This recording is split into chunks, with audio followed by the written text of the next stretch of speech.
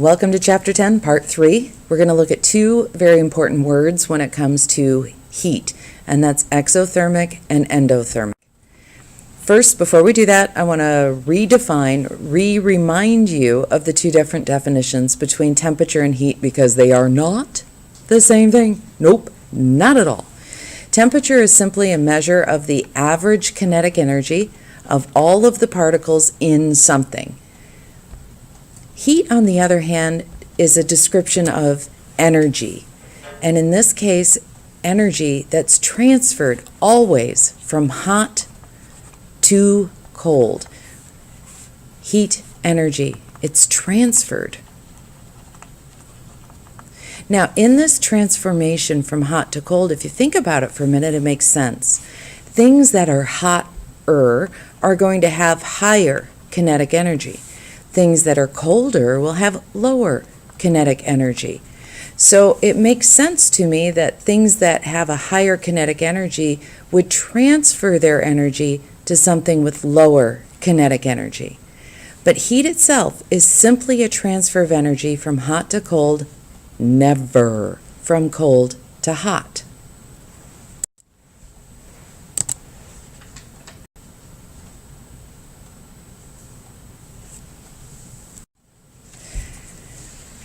Today we're going to look closer at one of the laws of thermodynamics, and this law says that the change of energy in the universe will always equal zero.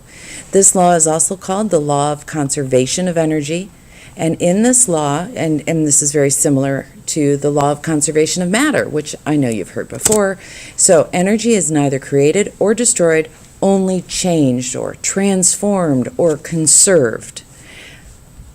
This is, by the way, the first law of thermodynamics. So yes, the law has two different names. Before we can actually use this law, we're going to break it apart. So the change of energy in the universe is always going to equal zero, so I can actually write zero up here.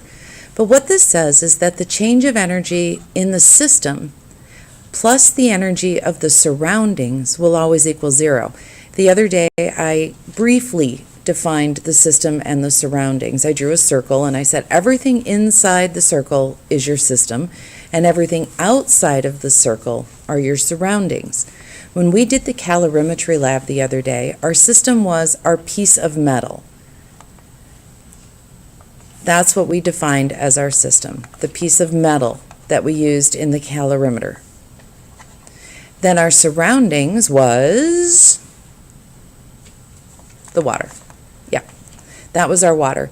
And we looked at how a very hot piece of metal transferred its energy to the surroundings. And we're going to define that word.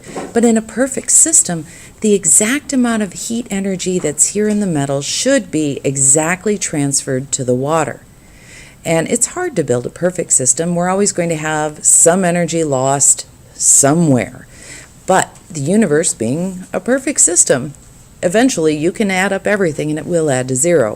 For our systems and here on Earth, what humans are able to do, we can come close to modeling this, but never exact. Heat energy can also be transferred from the surroundings to the system. Say if the water was hot and the metal was cold, the energy could have been transferred in the other direction. And we're going to look at how those two things differ and what they're called.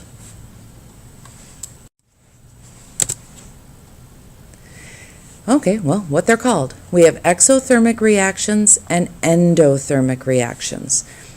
The prefix exo, does anybody remember what the prefix exo is called? Well, it kind of sounds like to exit.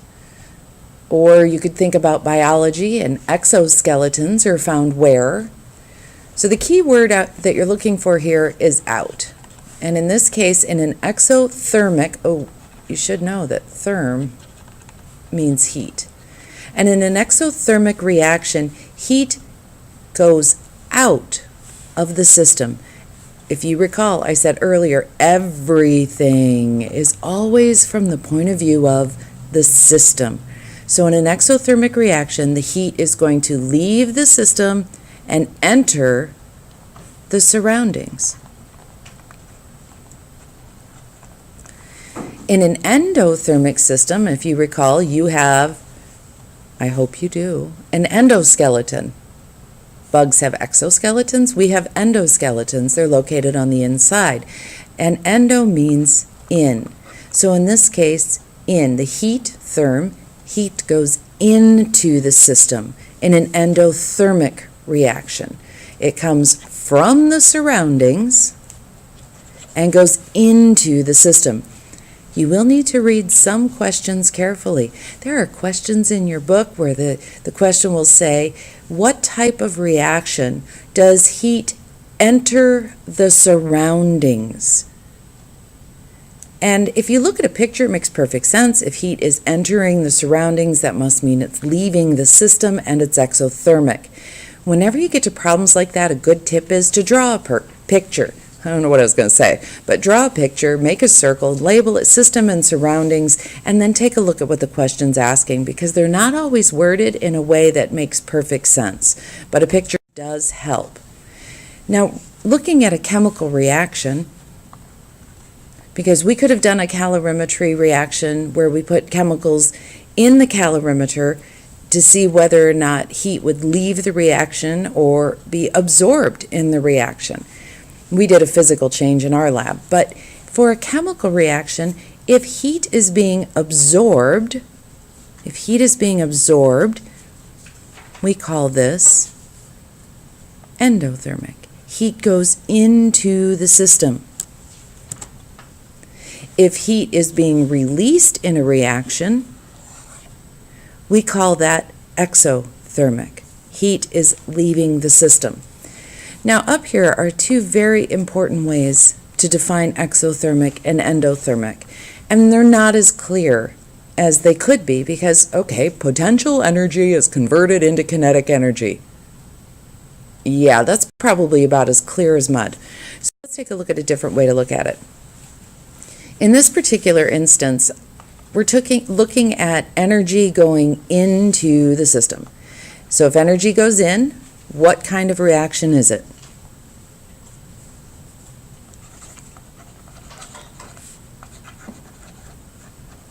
It is endothermic. So what we're doing is if we think about this at the bottom of the hill as being our reactants and the top of the hill as being our products, then as heat energy goes into the system, we can drive the reactants to the products. So we're taking kinetic energy of the reactants, transferring that to the products, putting energy into the system, and now you have stored energy inside the bonds of a chemical reaction.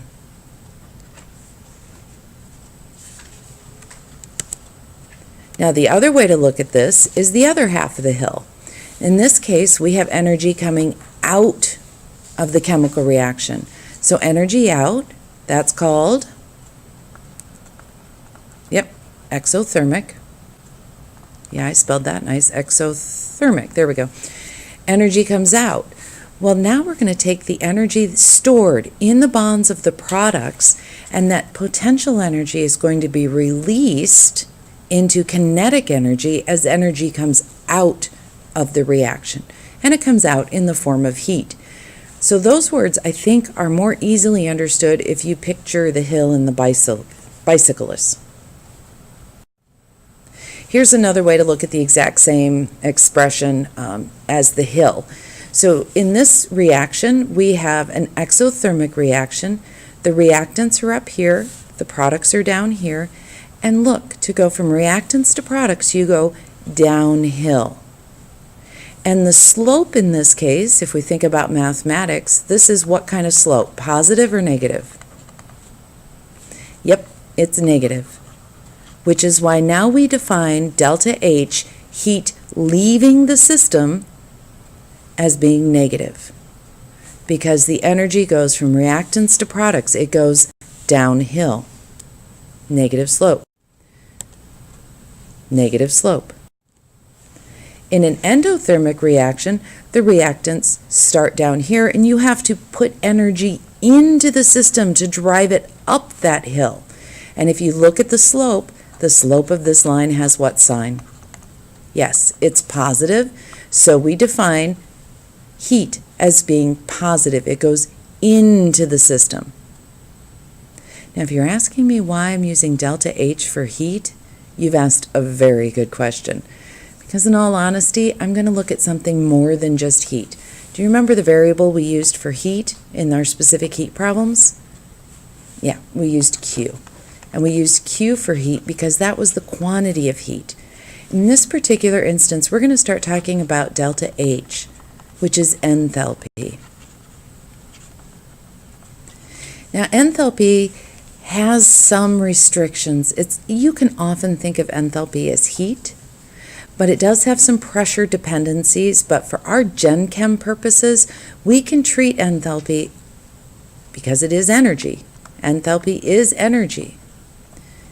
But we can think of it as heat. You should know there are some pressure restrictions, but for Gen Chem, we're not going to deal with them. So enthalpy is simply a different way to describe the heat of a reaction. When heat is absorbed, Q will also be positive, enthalpy is positive. When heat is released, heat is negative as a Q, enthalpy is also negative. Again, to do an endothermic reaction, endothermic, you have to drive energy into the reaction to go from reactants down here to products up there. Now we're just going to play a little game. Is this endothermic or exothermic? Okay, it's a piece of metal like a sparkler. Think of it, it could be magnesium, and it's releasing heat. If you're sitting there going, Norton, you should probably define the system. You're right. So we're going to call the system this piece of metal, and everything else is the surrounding. So is the system giving off heat or releasing heat? So would that make it exothermic or endothermic? It is exothermic. It's releasing heat energy. The system in this case will be the bracelets. Exothermic or endothermic? These are actually endothermic. They absorb heat energy from the outside, which will drive the chemical reaction, allowing them to glow. Based on that, for some extra points, see if you can figure out why that then is a good idea to put these in the freezer to make these glow bracelets last longer. So the point of view of the system, yeah, we're going to make it the bomb. Clearly, exothermic, releases a ton of heat. From the point of view of the ice cube, is this exothermic or endothermic? It is endo. As the heat is being absorbed, the ice cube melts. The point of view on this one, I should have written point of view equals the arm. And from the point of view of the arm, it is exothermic. The heat energy is leaving the arm. Now, for the ice pack, if we call this the point of view of this as our system, the ice pack actually absorbs heat energy. It absorbs heat energy, leaving an area feeling cold. The energy goes into making the bonds of this chemical reaction, which allows the ice pack to become cold.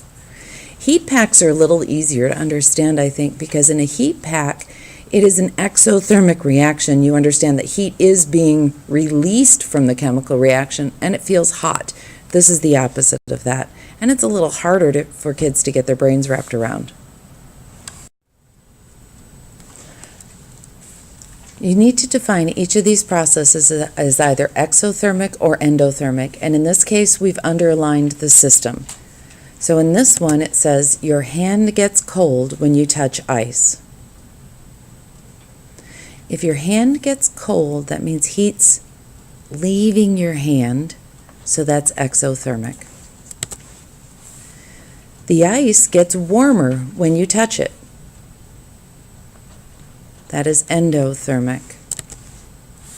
Water boils in a kettle being heated on the stove. It is endo. The water is absorbing the heat energy. Water vapor condenses on a pipe. Just to remind you, condensing goes from what state of matter to what state of matter? Goes from gas to liquid. So in order for a gas to cool down enough to become a liquid, do you think heat energy needs to leave or heat energy needs to be absorbed? So exo or endothermic? It is exothermic. Ice cream melts. Yes, that's endothermic. The next PowerPoint that I'm going to upload will show us how to calculate enthalpy.